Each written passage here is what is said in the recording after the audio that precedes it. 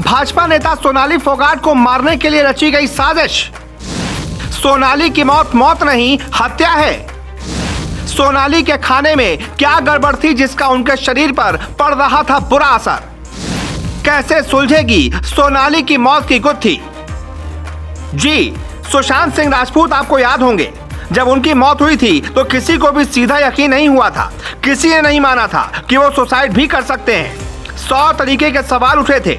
लोगों ने यह भी माना कि ये आत्महत्या नहीं बल्कि हत्या है। उनको आत्महत्या के लिए मजबूर किया गया और उनकी मौत पर कई सारे सवाल खड़े हुए थे। ठीक वैसे ही सवाल आज भाजपा नेत्री सोनाली फोगाट के लिए भी खड़े हो रहे हैं। सोनाली फोगाट की आकस्मिक मौत ने कई तरह के सवाल खड़े कर दिए हैं। उनके परिवार ने एक ऐसा दावा किया है जिससे सियासी दुनिया में हड़कंप मच गया है। सोनाली के परिवार का दावा है कि उनकी मौत एक साजिश के तहत हुई है। बिल्कुल सही सुना आपने, एक साजिश के तहत। जब अचानक से खबर आई कि 42 साल की सोनाली की गोवा में हार्ट अटैक से मौत हो गई तो उनके परिवार के पैरों तले जमीन खिसक गई। परिवार को सीधा शक हुआ कि सोनाली की मौत यूं ही नहीं बल्कि उनकी हत्या की गई है। मीडिया से बातचीत करते हुए रूपेश फोगाट, जो कि सोनाली फोगाट की बहन है, उन्होंने बताया कि जब आखिरी बार सोनाली से मां की बात हुई थी तो उन्होंने बताया था कि उनके खाने में कोई गड़बड़ी है। इतना ही नहीं, इसका असर भी सोनाली के शरीर के पार्ट्स पे पड़ने लगा है। इसीलिए सीबीआई की जांच इस मामले पर जरूर होनी चाहिए।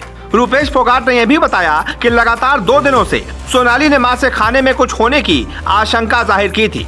सोनाली फोगाट की जेठानी मनोज फोगाट ने भी हत्या का शक जताया है और बताया कि रात को तो उनसे मेरी बात हुई थी, वो बिल्कुल ठीक थी।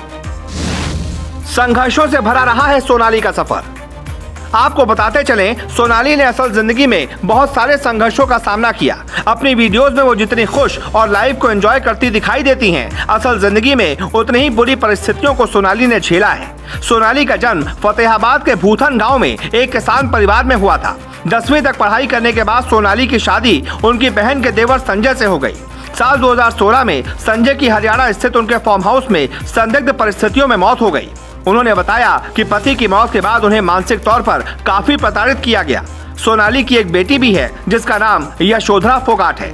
जैसे तैसे इन परिस्थितियों से सोनाली बाहर निकली और मूव ऑन करना सही समझा। इसके बाद सोनाली अपने डांस और टिकटॉक वीडियोस के जरिए लोगों के दिलों पर राज करने लगी। देखते ही देखते इनके फैन फॉलोअर्स बढ़ते चले गए। इसके बाद सोनाली ने फैसला किया कि वो इतने में नहीं रुकेंगी और उन्होंने अपने कदमों को राजनीति में उतारा। पहली बार 2019 में हरियाणा विधानसभा चुनाव में आदमपुर विधानसभा सीट से कुलदीप बिश्नोई के खिलाफ भारतीय जनता पार्टी की तरफ से खड़ी हुई। जैसे कि खबरें आई कि सोनाली की मौत गोवा में हार्ट अटैक की वजह से हुई, तुरंत जानकारी मिलते ही उनका पूरा परिवार गोवा के लिए रवाना हो गया।